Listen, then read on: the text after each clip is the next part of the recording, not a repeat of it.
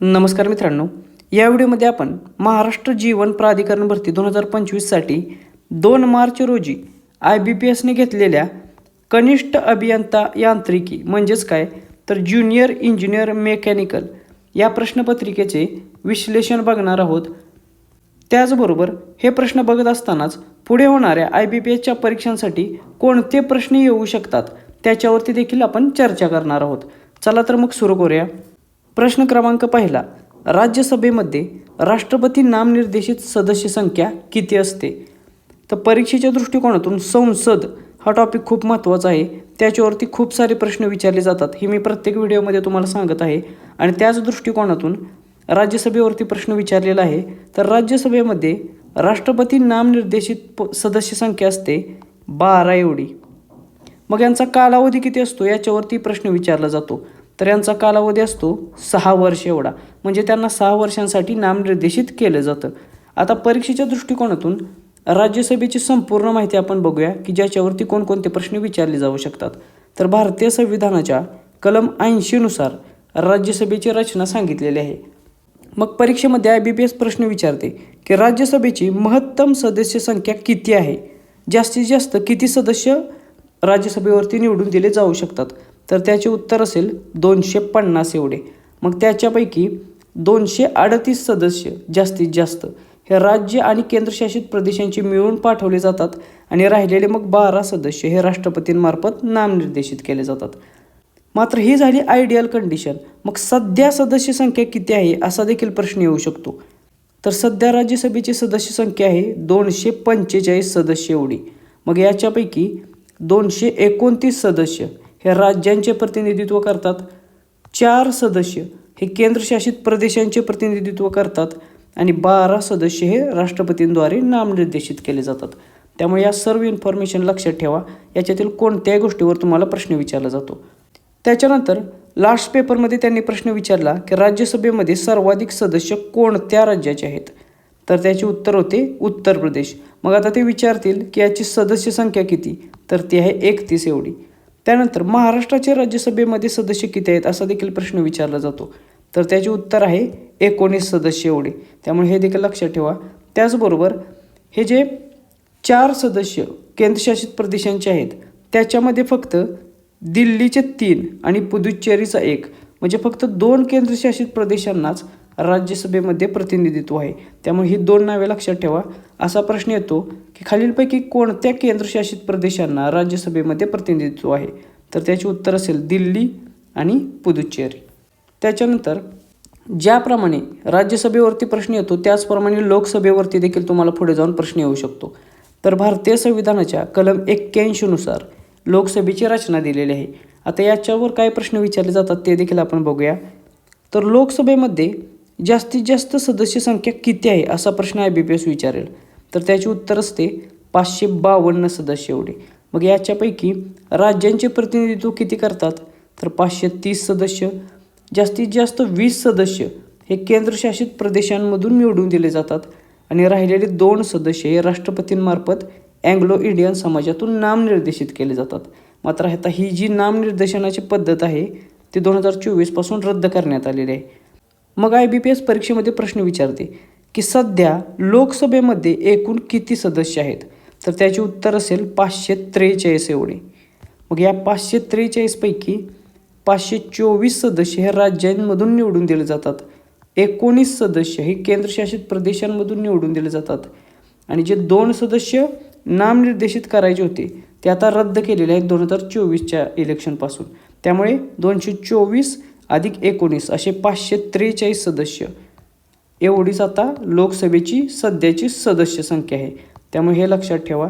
त्यानंतर सर्वाधिक सदस्य कोणत्या राज्यामधून लोकसभेमध्ये निवडून दिले जातात असा देखील IBPS प्रश्न विचारते। तर त्याचे उत्तर असेल उत्तर प्रदेश।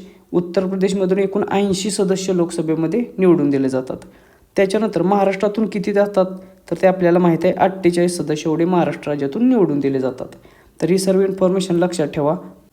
आता ज्याप्रमाणे लोकसभा राज्यसभेवर प्रश्न येतील त्याचप्रमाणे महाराष्ट्राच्या बाबतीत ते विधानसभा आणि विधान परिषद याच्यावरती देखील प्रश्न विचारतात।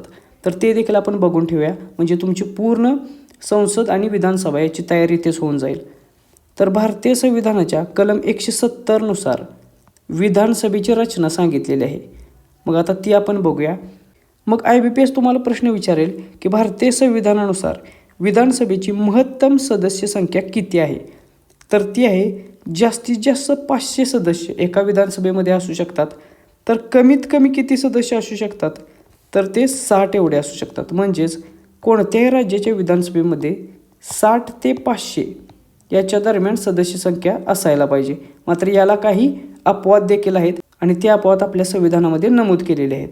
त्याच्यानंतर सर्वाधिक सदस्य कोणत्या राज्याचे आहेत? तर ते आहेत उत्तर प्रदेशचे. मग ते किती आहेत? तर 403. हा आकडा देखील लक्षात ठेवा, तो विचारू शकतात. त्याच्यानंतर महाराष्ट्राची विधानसभेमध्ये किती सदस्य आहेत? तर महाराष्ट्राची विधानसभा ही 288 सदस्यांची आहे. त्याच्यानंतर आणखीन एक महत्त्वाची गोष्ट ज्याच्यावरती परीक्षेत खूप सारे प्रश्न येतात ते म्हणजे विधान परिषद.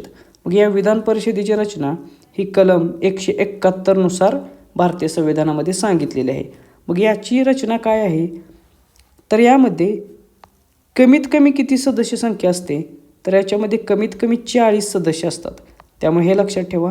आणि त्याच्यानंतर महत्तम सदस्य संख्या विधान परिषदेची किती असते? तर त्या राज्याच्या विधानसभेच्या 1/3 इतकी. त्यामुळे ह्या दोन्ही गोष्टी लक्षात ठेवा.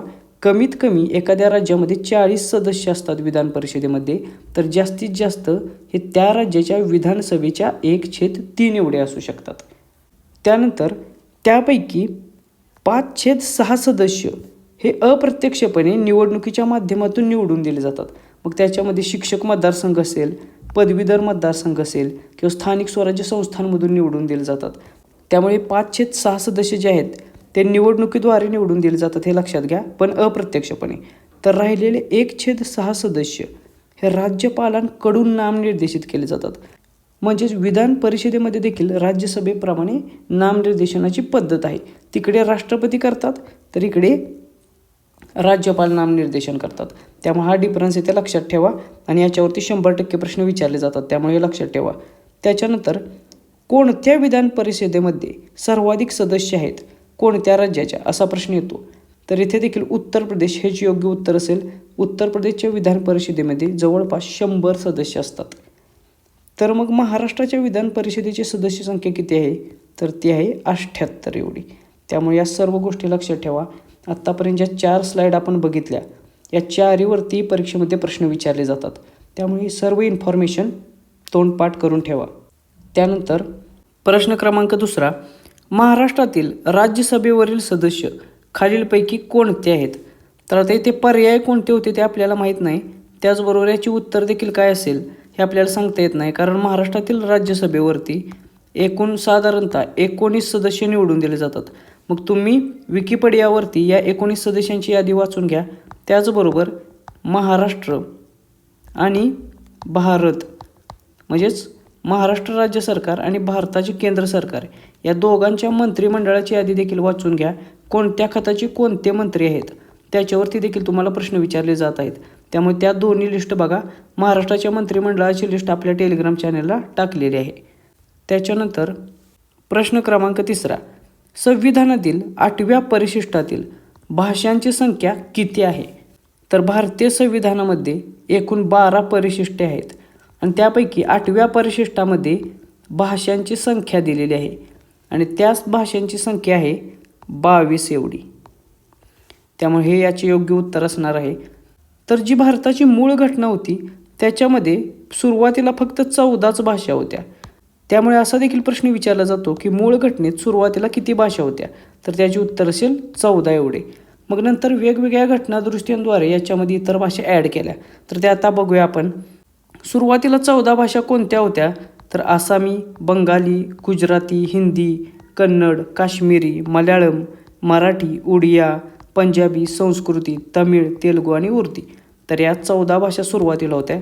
त्याच्यानंतर 21वी घटनादुरुस्ती 1967मध्ये सिंधी ही भाषा ॲड करण्यात आली. त्याच्यानंतर 71व्या घटनादुरुस्ती 1992 साली कोकणी, मणिपुरी आणि नेपाळी या 3 भाषा ॲड करण्यात आल्या. त्याच्यानंतर 92व्या घटनादुरुस्तीनुसार 2003 साली बोडो, डोंगरी, मैथाली आणि संथाली या 4 भाषा ॲड करण्यात आल्या. त्यामुळे सुरुवातीच्या 14 आणि नंतरच्या या 8 अशा एकूण सध्या 22 भाषा भारतीय राज्यघटनेच्या 8व्या परिशिष्टात नमूद केलेल्या आहेत. त्यामुळे हे लक्षात ठेवा, कोणत्या घटनादृष्टीने कोणती भाषा ॲड केली याच्यावरती प्रश्न विचारले जातात. अजून एक महत्त्वाचा प्रश्न इथे विचारला जातो की या ज्या 12 अनुसूच्या आहेत त्या अनुसूच्यामध्ये काय काय आहे याच्यावरती प्रश्न येतो. तर अनुसूची 1 ही कशाशी संबंधित आहे असा प्रश्न विचारला जाईल. तर अनुसूची 1 ही राज्ये आणि केंद्रशासित प्रदेश यांची नावे आणि त्यांचे राज्यक्षेत्र याच्याशी संबंधित आहे. म्हणजे पहिल्या अनुसूचीमध्ये भारतातील सर्व राज्यांची नावे दिलेली आहेत आणि त्यांचे क्षेत्र काय असेल याच्या संबंधी माहिती दिलेली आहे. त्यानंतर दुसरी अनुसूची ही कशाशी संबंधित आहे, तर याच्यामध्ये वित्तलब्धी, भत्ते आणि विशेष अधिकार याच्याविषयी माहिती आहे. त्यानंतर तिसरी अनुसूची कशाशी संबंधित आहे, तर याच्यामध्ये विविध शपथांचे आणि प्रतिज्ञांचे नमुने आहेत. म्हणजे संसदेचा सदस्य असेल किंवा मंत्रिमंडळातील मंत्री असेल यांनी घ्यायची शपथा आणि त्या शपथांचे किंवा प्रतिज्ञांचे नमुने आहेत. त्यानंतर अनुसूची 4 ही कशाशी संबंधित आहे, हा प्रश्न खूप वेळा विचारला जातो की राज्यसभेतील जागांची संख्या किंवा वाटणी ही कोणत्या अनुसूचीमध्ये आहे, तर त्याचे उत्तर आहे अनुसूची 4 आहे. त्यानंतर अनुसूची 5 ही कशाशी संबंधित आहे, तर अनुसूचित क्षेत्रे आणि अनुसूचित जमाती यांचे प्रशासन आणि नियंत्रण याच्याबाबतच्या तरतुदी या अनुसूची 5 मध्ये आहेत. त्यानंतर अनुसूची 6 मध्ये आसाम, मेघालय, त्रिपुरा आणि मिझोराम या 4 राज्यांच्या क्षेत्रांमधील आदिवासी क्षेत्रांच्या प्रशासनासंबंधी तरतुदी, म्हणजे आसाम, मेघालय, त्रिपुरा आणि मिझोराममधले जे आदिवासी क्षेत्र आहेत त्यांच्या प्रशासनासंबंधीच्या तरतुदी या अनुसूची 6 मध्ये आहेत. त्याच्यानंतरची अनुसूची आहे अनुसूची 7. याच्यावरती देखील प्रश्न खूप वेळा विचारला जातो की याच्यामध्ये 3 सूची आहेत, संघसूची, राज्यसूची आणि समवर्ती सूची. त्यामुळे हे लक्षात ठेवा. त्यानंतर आत्ताच विचारलेला की अनुसूची 8 मध्ये काय आहेत, तर ते आहेत भाषा, 22 भाषा. त्याच्यानंतर अनुसूची 9 कशाशी संबंधित आहे, तर विवक्षित कायदे आणि विनिमये विधिग्राह्य करणे. म्हणजे याच्यामध्ये असे कायदे आहेत की ज्याच्यावरती सुप्रीम कोर्ट देखील आक्षेप घेऊ शकत नाही किंवा हे न्यायालयापासून बाह्य असलेले हे कायदे आहेत. त्यामुळे हे अनुसूची 9 लक्षात ठेवा. त्यानंतर अनुसूची 10 मध्ये काय आहे, तर पक्षांतराच्या कारणावरून अपात्र होण्यासंबंधीच्या तरतुदी, म्हणजे पक्षांतर बंदीचा जे काही नियम आहेत किंवा तरतुदी आहेत त्या अनुसूचित 10 मध्ये आहेत आणि याला देखील सुप्रीम कोर्टमध्ये किंवा कोणत्याही न्यायालयात चॅलेंज करता येत नाही. त्यामुळे हे अनुसूची 10 देखील लक्षात ठेवा. त्यानंतर अनुसूची 11 ही पंचायतींचे अधिकार, प्राधिकार आणि जबाबदाऱ्यांशी संबंधित आहेत. मग परीक्षेत असा प्रश्न देखील विचारला जातो की अनुसूची 11 मध्ये किती विषय आहेत, तर 11 मध्ये 29 विषय आहेत. त्यानंतर अनुसूची 12 ही कशाशी संबंधित आहे, तर नगरपालिका इत्यादींचे अधिकार, प्राधिकार आणि जबाबदाऱ्या. 11 मध्ये पंचायतींचे आहेत तर 12 मध्ये नगरपालिकांचे आहेत. ह्या डिफरन्स लक्षात घ्या. आणि याच्यामध्ये किती विषय आहेत, तर 18 विषय आहेत अनुसूची 12 मध्ये. तर ह्या अनुसूच्या आहेत ह्या देखील लक्षात ठेवा, याच्यावरती देखील प्रश्न विचारले जातात. प्रश्न क्रमांक 4, शिर्डी मतदारसंघ कोणत्या जिल्ह्यात येतो, तर शिर्डी हा मतदारसंघ लोकसभेचा तो येतो अहिल्यानगर या जिल्ह्यामध्ये. आता या शिर्डी मतदारसंघावरतीच का प्रश्न विचारला, तर हा मतदारसंघ शेड्युल्ड कास्ट म्हणजेच अनुसूचित जातीसाठी राखीव असलेला मतदारसंघ आहे. आणि याचे खासदार कोण आहेत सध्या याच्यावरती देखील प्रश्न येऊ शकतो, तर भाऊसाहेब राजाराम वाघचौरे हे या मतदारसंघाचे सध्या प्रतिनिधित्व करत आहेत. तर आता आपण महाराष्ट्रातील राखीव मतदारसंघ बघूया. मग ते SCसाठी असतील आणि STसाठी असतील. तर या दोन्हीवरती प्रश्न विचारणं अपेक्षित आहे. तर महाराष्ट्रामध्ये अनुसूचित जातीसाठी एकूण किती मतदारसंघ राखीव आहेत, तर त्याची संख्या आहे 5 एवढी. तर ते कोणकोणते बघूया. पहिला आहे अमरावती मतदारसंघ. तो मग कोणत्या जिल्ह्यात येतो असा देखील प्रश्न येईल, तर तो येतो अमरावती जिल्ह्यामध्ये. सध्याचे खासदार कोण आहेत, तर ते आहेत बळवंत वानखेडे. हे नाव देखील लक्षात ठेवा. त्यानंतर दुसरा आहे रामटेक मतदारसंघ. तो कोणत्या जिल्ह्यात येतो, तो येतो नागपूर जिल्ह्यात. मग याचे खासदार कोण आहेत, श्यामकुमार बर्वे हे. त्याच्यानंतर तिसरा आत्ताच आपण बघितला तो आहे शिर्डी मतदारसंघ. चौथा आहे लातूर मतदारसंघ. तो येतो 2 जिल्ह्यांमध्ये, लातूर जिल्हा आणि नांदेड जिल्हा. याच्यामध्ये 5 मतदारसंघ हे लातूर जिल्ह्यातील आहेत विधानसभेचे आणि नांदेड जिल्ह्यातील 1 विधानसभा मतदारसंघ येतो. असे एकूण 6 विधानसभा मतदारसंघ या लातूर लोकसभेमध्ये येतात आणि याचे खासदार आहेत डॉक्टर शिवाजी काळगे हे. त्यामुळे हे नाव देखील लक्षात ठेवा. त्याच्यानंतर 5वा राखीव मतदारसंघ आहे तो आहे सोलापूर मतदारसंघ आणि तो येतो सोलापूर जिल्ह्यामध्येच आणि याच्या खासदार आहेत प्रणिती शिंदे ह्या. त्यामुळे हे 5 अनुसूचित जातींसाठी राखीव असलेले मतदारसंघ लक्षात ठेवा. याच्यावरती नेहमी प्रश्न विचारले जातात. त्याच्यानंतर महाराष्ट्रामध्ये अनुसूचित जमातीसाठी किती मतदारसंघ राखीव आहेत? तर ते आहेत 4. मग कोणकोणते? तर पहिला आहे नंदुरबार लोकसभा मतदारसंघ. तो येतो 2 जिल्ह्यांमध्ये, नंदुरबार जिल्हा आणि धुळे जिल्हा. याच्यामध्ये नंदुरबारमधले 4 विधानसभा मतदारसंघ आणि धुळ्यातले 2 मतदारसंघ आहेत आणि असे एकूण 6 विधानसभा मतदारसंघ. म्हणजे 2 जिल्ह्यामध्ये हा नंदुरबार लोकसभा मतदारसंघ पसरलेला आहे आणि याचे खासदार आहेत गोवाल पाडवी हे. त्यानंतर दुसरा आहे गडचिरोली चिमूर लोकसभा मतदारसंघ.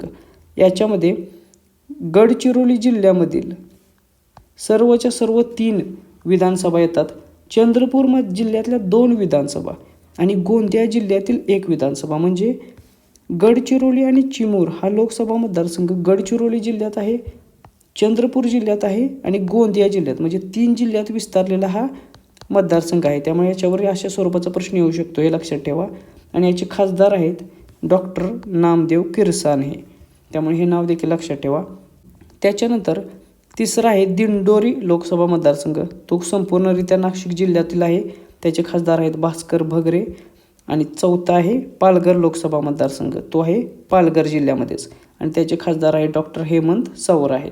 तर हे 4 अनुसूचित जमातींसाठी राखीव असलेले महाराष्ट्रातील लोकसभेचे मतदारसंघ आहेत. त्यामुळे याच्यावरती देखील प्रश्न अपेक्षित आहे. त्याच्यानंतर प्रश्न क्रमांक 5, नागरिकत्व सुधारणा कायदा कधी करण्यात आला? तर ॲक्च्युली नागरिकत्व कायदा कधीच आहे, मूळ कायदा, तर हा मूळ कायदा आहे 1955चा. आता एक्झॅक्टली हा प्रश्न नेमका काय आहे आणि याच्यासाठी पर्याय काय दिलेले ते आपल्याला माहीत नाही आहे. पण लेटेस्ट जर या नागरिकत्व कायद्यात सुधारणा कधी करण्यात आली तर ती करण्यात आली 2019 साली. म्हणजे मूळ जो कायदा आहे नागरिकत्व कायदा 1955चा, याच्यामध्ये आत्तापर्यंत 1957, 1960, 1985, 1986, 1992, 2003, 2004, 2005, 2015, 2019 अशा भरपूर वेळा सुधारणा करण्यात आलेल्या आहेत.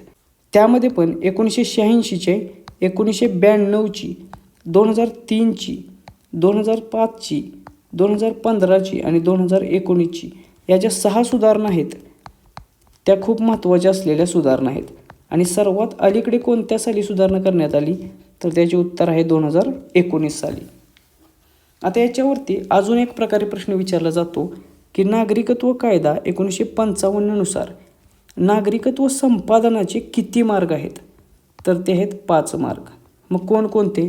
तर जन्मतत्वाद्वारे, वंशतत्वाद्वारे, नोंदणी तत्वाद्वारे, स्वीकृती तत्वाद्वारे आणि प्रदेश सामिलीकरणाद्वारे. म्हणजे त्याचा जन्म भारतात असेल तर त्याला काही अट आहेत त्यानुसार. त्यानंतर वंशतत्वाद्वारे भारताचा जर नागरिक होऊ शकतो. त्यानंतर नोंदणी तत्वाद्वारे देखील काही नियमांसह तो भारताचा नागरिक होऊ शकतो. त्यानंतर स्वीकृती म्हणजे भारत सरकार स्वतःहून काही जणांना नागरिकत्व देऊ शकते, त्याला देखील काही नियम आणि अटी आहेत. आणि एखाद्या प्रदेशाचे सामिलीकरण केल्यानंतर आपण त्या संपूर्ण प्रदेशाच्या नागरिकांना देखील भारताचे नागरिकत्व देऊ शकतो. तर हे 5 मार्ग आहेत ज्याच्याद्वारे नागरिकत्व भारताचे मिळवता येते. तर नागरिकत्व कायदा 1955 नुसार नागरिकत्व लोप पावण्याचे किती मार्ग आहेत? तर त्याचे 3 मार्ग आहेत. कोणकोणते? तर त्या व्यक्तीने नागरिकत्व स्वतःहून जर त्याग केला तर भारताचे नागरिकत्व नष्ट होते.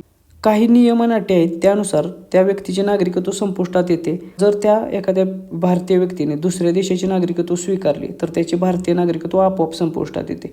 अशा प्रकारे त्याचे नागरिकत्व संपुष्टात येते. आणि तिसरं आहे नागरिकत्व काढून घेणे. भारत सरकार काही गोष्टींची पडताळणी केल्यानंतर एखाद्या व्यक्तीचे नागरिकत्व काढून घेऊ शकते जर त्याने देशाशी बेईमानी केली असेल किंवा शत्रू राष्ट्राशी जर संबंध त्याने ठेवले असतील तर या तिन्ही प्रकारे भारताचे नागरिकत्व लोप होऊ शकते. त्यामुळे या 2 गोष्टी लक्षात ठेवा. संपादनाचे 5 मार्ग आहेत आणि लोप पावण्याचे 3 मार्ग आहेत. याच्यावरती देखील प्रश्न विचारले जातात. प्रश्न क्रमांक 6, खालीलपैकी कोणत्या जिल्ह्याला समुद्रकिनारा लागून आहे? तर आपल्याला पर्याय इथे माहीत नाहीत, परंतु महाराष्ट्रात असे किती जिल्हे आहेत की ज्याला समुद्रकिनारा लाभलेला आहे. तर महाराष्ट्रात असे एकूण 7 जिल्हे आहेत की ज्यांना समुद्रकिनारा आहे. मग ते कोणकोणते आहेत? तर पालघर जिल्हा, ठाणे, मुंबई उपनगर, मुंबई शहर, रायगड, रत्नागिरी आणि सिंधुदुर्ग. तर याच्यापैकी पालघर ते रायगड हे जे जिल्हे आहेत ते उत्तर कोकणामध्ये समाविष्ट आहेत किंवा उत्तर कोकणातील जिल्हे म्हणून ओळखले जातात. आणि रत्नागिरी आणि सिंधुदुर्ग हे 2 जिल्हे दक्षिण कोकणामध्ये समाविष्ट होतात. तर हे देखील तुम्हाला माहीत असलं पाहिजे. आणि आपल्यापर्यंत जेवढी इन्फॉर्मेशन आलेली आहे त्याच्यानुसार पालघर जिल्हा हा पर्यायामध्ये होता आणि पालघर हे याचे उत्तर असणार आहे.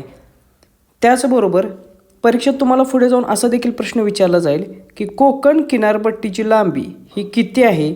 तर त्याचे उत्तर असणार आहे 720 किलोमीटर एवढी. त्यामुळे हे लक्षात ठेवा. त्याच्यानंतर महाराष्ट्राचे एकूण क्षेत्रफळ किती असा देखील प्रश्न विचारला जातो. तर त्याचे उत्तर असेल 3,07,713 चौरस किलोमीटर.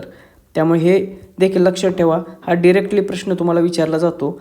त्याच्यानंतर आणखीन एक प्रश्न IBPS विचारते, तो म्हणजे महाराष्ट्र राज्याने देशाचा टिंबटिंब टक्के एवढा प्रदेश व्यापलेला आहे. तर महाराष्ट्राने देशाचा 9.36% एवढा प्रदेश व्यापलेला आहे. त्यामुळे हा पर्सेंटेज देखील लक्षात ठेवा. याच्यावरती देखील प्रश्न विचारला जातो. आणि मी पाठीमागील व्हिडिओमध्ये सांगितलेले आहे की कोकण किनारपट्टी, सह्याद्री पर्वत आणि महाराष्ट्र पठार याच्यावरती तुम्हाला फिक्स स्वरूपाचा एक तरी प्रश्न विचारलाच जातो. त्यामुळे याची चांगली तयारी करून ठेवा. त्याच्यानंतर प्रश्न क्रमांक 7, खालीलपैकी कोणता जिल्हा हा तेलंगणा राज्याला लागून आहे? तर आपल्याला त्यामध्ये कोणकोणते पर्याय दिले होते ते माहीत नाही आहे. त्यामुळे तेलंगणा या राज्याला लागून असलेले सर्व जिल्हे आपण येथे घेऊया. त्याच्यामध्ये गडचिरोली, चंद्रपूर, यवतमाळ आणि नांदेड असे 4 जिल्ह्यांचा समावेश होतो. त्यामुळे परीक्षेत तुम्हाला असा प्रश्न विचारला जाईल पुढे जाऊन की महाराष्ट्रातील किती जिल्हे हे तेलंगणा राज्याला लागून आहेत? तर त्याचे उत्तर असेल 4 हे. आणि ते कोणकोणते? गडचिरोली, चंद्रपूर, यवतमाळ आणि नांदेड. त्याच्यानंतर असा देखील प्रश्न विचारला जातो की तेलंगणा हे राज्य महाराष्ट्र राज्याच्या कोणत्या दिशेस आहे? तर ते आहे आग्नेय दिशेस. त्यामुळे तेलंगणा हा महाराष्ट्र राज्याच्या आग्नेयेला आहे हे लक्षात ठेवा. आता ज्याप्रमाणे तुम्हाला तेलंगणावरती प्रश्न विचारला आहे त्याचप्रमाणे इतर राज्यांवरती ते विचारू शकतात. त्यामुळे ते आपण बघूया. गुजरात हे महाराष्ट्राच्या कोणत्या दिशेला आहे? तर ते आहे वायव्य दिशेला. मग महाराष्ट्रातील किती जिल्हे याला लागतात? तर पालघर जिल्हा, नाशिक, धुळे आणि नंदुरबार म्हणजे एकूण 4 जिल्ह्यांची सीमा ही गुजरात राज्याला महाराष्ट्रातून लागून आहे. त्याच्यानंतर दादरा नगर हवेली हे महाराष्ट्राच्या कोणत्या दिशेस आहे? तर ते देखील वायव्येसच आहे आणि याला एकाच म्हणजे पालघर जिल्ह्याची सीमा लागून आहे. त्यामुळे हे लक्षात ठेवा. त्याच्यानंतर मध्य प्रदेश हे महाराष्ट्राच्या कोणत्या दिशेला आहे? तर ते आहे उत्तर दिशेला. आणि महाराष्ट्रातील सर्वाधिक म्हणजेच 8 जिल्हे नंदुरबार, धुळे, जळगाव, बुलढाणा, अमरावती, नागपूर, भंडारा आणि गोंदिया असे एकूण 8 महाराष्ट्रातील जिल्ह्यांची सीमा ही मध्य प्रदेश या राज्याला लागून आहे. त्यामुळे याच्यावरती प्रश्न येतो की किती जिल्ह्यांची सीमा ही महाराष्ट्राची मध्य प्रदेश राज्याला लागून आहे? तर त्याचे उत्तर असेल 8 जिल्हे. त्याच्यानंतरचे राज्य आहे छत्तीसगड. मग हे छत्तीसगड महाराष्ट्राच्या कोणत्या दिशेला आहे? तर ते पूर्वेकडच्या बाजूला आणि याला 2 जिल्ह्यांची सीमा लागून आहे, गोंदिया आणि गडचिरोली. त्यामुळे हे 2 जिल्हे लक्षात ठेवा.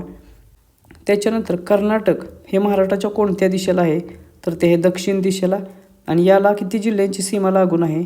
तर याला सिंधुदुर्ग, कोल्हापूर, सांगली, सोलापूर, धाराशिव, लातूर, नांदेड म्हणजे 7 जिल्ह्यांची सीमा ही कर्नाटक राज्याला लागून आहे.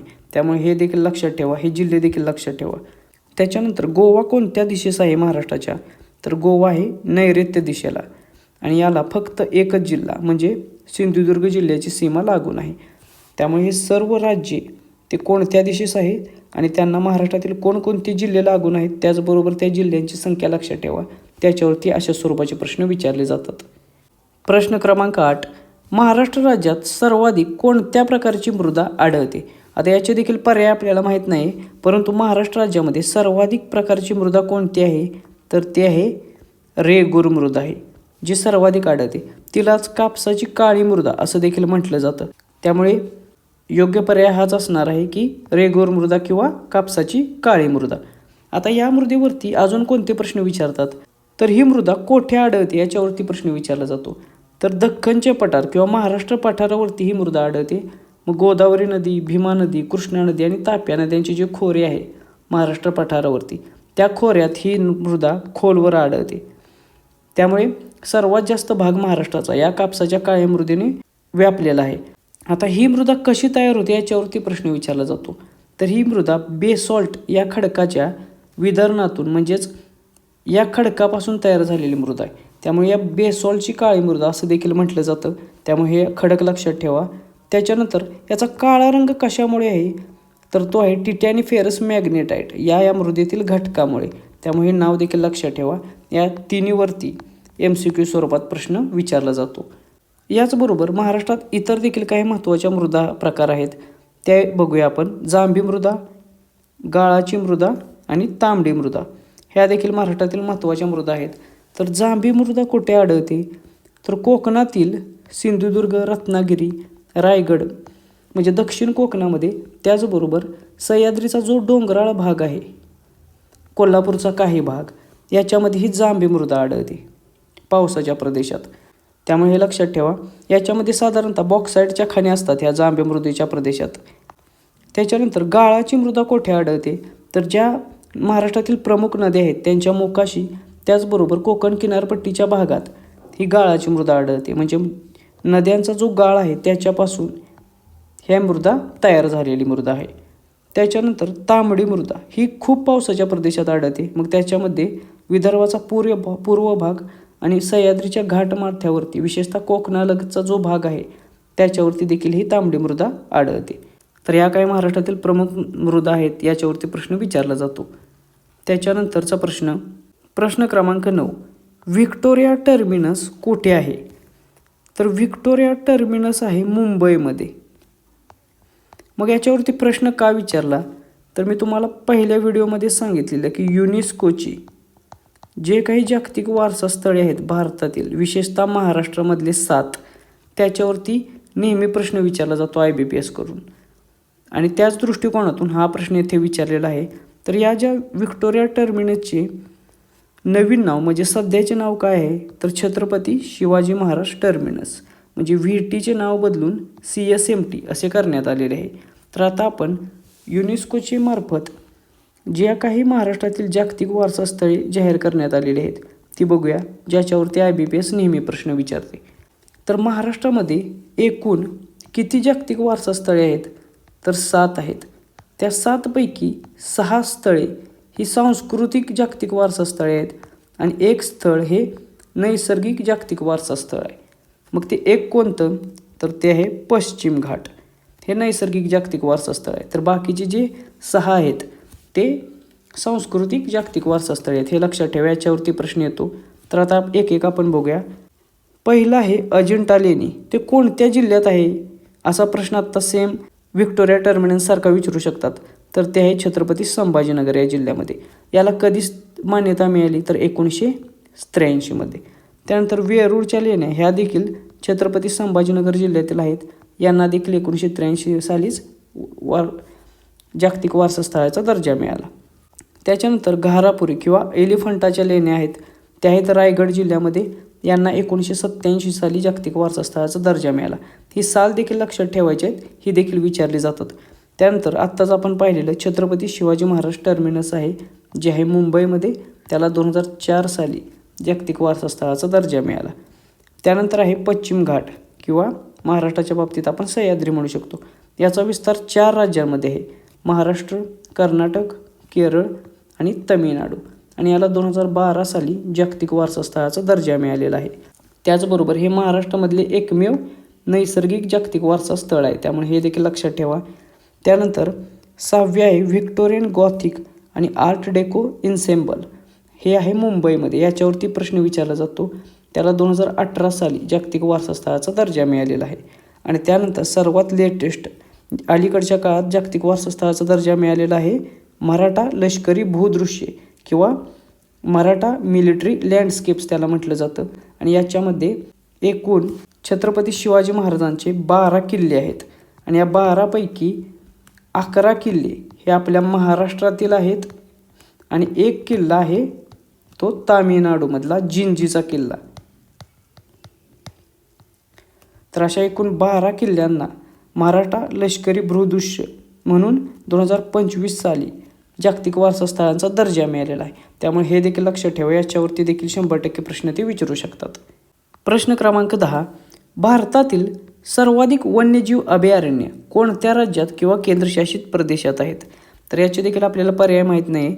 मात्र भारतातील सर्वाधिक वन्यजीव अभयारण्य कोणत्या ठिकाणी आहेत? तर त्याचे उत्तर आहे अंदमान आणि निकोबार या ठिकाणी किंवा या केंद्रशासित प्रदेशात. जवळपास 96 म्हणजे 100च्या आसपास वन्यजीव अभयारण्यांची संख्या या अंदमान निकोबार राज्यात आहे. आणि फक्त जर राज्यांचा विचार केला तर मग महाराष्ट्र राज्याचा याच्यामध्ये पहिला क्रमांक लागतो. महाराष्ट्रामध्ये जवळपास 50च्या आसपास ही वन्यजीव अभयारण्य आहेत. त्यामुळे पर्याय काय होते आणि प्रश्न ॲक्च्युली कसा होता त्याच्यावरती याची उत्तर डिपेंड असेल. त्यानंतर असा प्रश्न तुम्हाला आता विचारला जाईल की महाराष्ट्रामध्ये सर्वाधिक राष्ट्रीय उद्याने कोणत्या राज्यात किंवा केंद्रशासित प्रदेशात आहेत?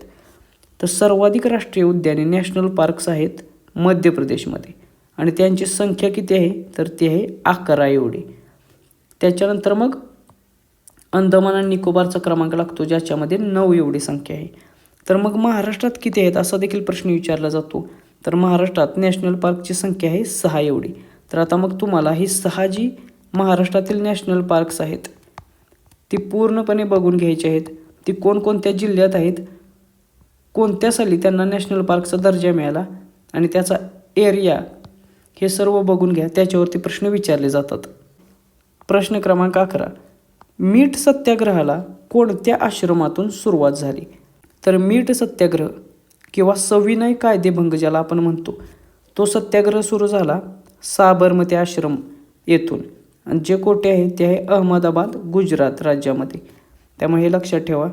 तर या मिठाच्या सत्याग्रहाला पार्श्वभूमी आहे ती म्हणजे या सत्याग्रहासाठी साबरमती आश्रमामधून पुढे दांडी यात्रा निघालेली, कारण हा सत्याग्रह करायचा होता दांडी या ठिकाणी. मग याच्यावरती प्रश्न विचारला जातो की दांडी यात्रेला सुरुवात कधी झाली? तर याला सुरुवात झालेली 12 मार्च 1930 साली. मग याचे नेतृत्व कोणी केले? तर आपल्याला माहीत आहे महात्मा गांधींनी. त्यांचे अनुयायी किंवा त्यांच्यासोबत त्यांचे अनुयायी किती होते? तर ते होते 78 एवढे. मग याच्यामध्ये महाराष्ट्रातील देखील काही व्यक्तींचा समावेश होता. त्याच्यानंतर हा जो सविनय कायदेभंग चळवळ आहे याच्यासाठी जी यात्रा निघालेली ती साबरमती आश्रमापासून दांडीपर्यंत जे आहे गुजरातचा समुद्रकिनाऱ्याचे ठिकाण दांडी हे, आणि याचे अंतर किती आहे असा देखील प्रश्न विचारला जातो. तर ही दांडी मार्च किंवा दांडी यात्रा 240 मैल एवढी अंतराची होती, म्हणजे जवळपास 385 किलोमीटर याच्यामध्ये पार पाडले गेले. आणि हे अंतर पार करून 5 एप्रिल 1930ला हे सर्व लोक दांडी येथे पोचले. त्यामुळे दांडीला कधी पोचले असा देखील प्रश्न येतो. तर मग हा दांडीचा सत्याग्रह किंवा सविनय कायदेभंग कधी मोडला मीठ उचलून? तर 6 एप्रिल 1930ला दांडी येथे पोचल्यानंतर गांधीजींनी मूठभर मीठ उचलून मिठाचा कायदा मोडला. त्यामुळे हा लक्षात ठेवा, तारीख 6 एप्रिलला गांधीजींनी मिठाचा सत्याग्रह चालू केला किंवा मिठाचा कायदा मोडलेला आहे. तारीख आहे 6 एप्रिल. आता तुम्हाला महाराष्ट्रात या मिठाच्या सत्याग्रहाशी संबंधित ज्या काही चळवळी आहेत त्या देखील तुम्हाला बघून ठेवायच्या आहेत. त्यातल्या 2 महत्त्वाचे आहेत ते म्हणजे ठाणे येथील मिठाचा सत्याग्रह आणि त्याचे नेतृत्व केलेले नानासाहेब देवधेकर आणि कमलादेवी चट्टोपाध्याय. त्यामुळे याच्यावरती प्रश्न येतो की या ठाणे मिठाच्या सत्याग्रहाचे नेतृत्व कोणी केले? तर याचे उत्तर हे असेल. त्याच्यानंतर दहीहंडा मीठ सत्याग्रहाचे नेतृत्व कोणी केले असा देखील प्रश्न येतो. तर त्याचे उत्तर बापूसाहेब सहस्त्रबुद्धे हे आहे. त्यामुळे हे देखील लक्षात ठेवा. त्याचबरोबर भारताच्या स्वातंत्र्य चळवळीशी संबंधित ज्या काही चळवळी आहेत त्या सर्व चळवळी व्यवस्थित करा. मग त्याच्यामध्ये असहकार चळवळ असेल, त्याच्यानंतर ही दुसरी सविनय कायदेभंगाची चळवळ असेल आणि तिसरी चले जाऊ चळवळ असेल. तर या गांधी युगातील तिन्ही चळवळी व्यवस्थित करा, याच्यावरती प्रश्न विचारले जातात. आणि या सर्व चळवळी विथ रेफरन्स टू महाराष्ट्र म्हणजे महाराष्ट्राच्या संदर्भासहित तुम्ही व्यवस्थित करायचे आहेत की या चळवळीमध्ये महाराष्ट्रामध्ये कोठे काय घडलं त्याच्यावरती देखील प्रश्न विचारले जातात. त्याच्यानंतर प्रश्न क्रमांक 12. महाराष्ट्राच्या पहिल्या महिला सचिव कोण आहेत? तर हा प्रश्न साधारणतः करंटच्या अनुषंगाने इथे विचारलेला होता. आणि आत्ताचे जे पेपर आहेत MJPचे चालू आहेत त्याच्यावरून एक गोष्ट लक्षात येते की IBPS ही संपूर्ण 2025 या वर्षातील चालू घडामोडीवर प्रश्न विचारत आहे.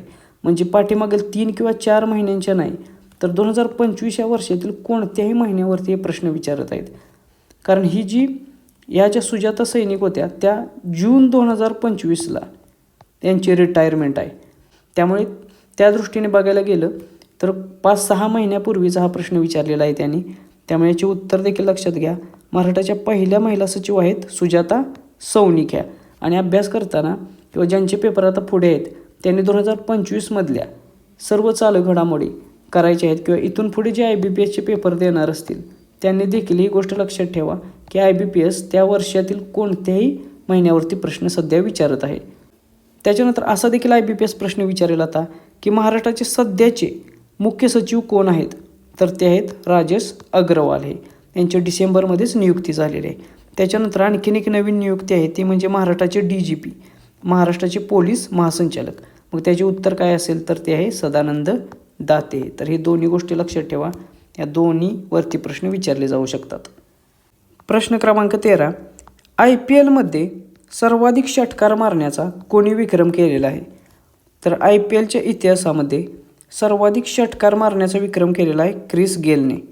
आणि मी काही दिवसापासून सांगत आहे की क्रिकेटवरती तुम्हाला प्रश्न विचारणं अपेक्षित आहे कारण सध्या क्रिकेटचा वर्ल्ड कप चालू आहे. त्याचबरोबर IPL महिलांचा नुकताच पार पडलेला आहे. त्यामुळे त्या अनुषंगाने याच्यावरती प्रश्न विचारलेला आहे. आता पुढे जाऊन त्या IPLवरती प्रश्न विचारतील की सर्वाधिक धावा IPLमध्ये कोणाच्या नावावर आहेत. तर त्याचे उत्तर असेल विराट कोहली. त्यानंतर सर्वाधिक IPL शतके कोणाच्या नावावर आहेत तर ते देखील उत्तर असेल विराट कोहली.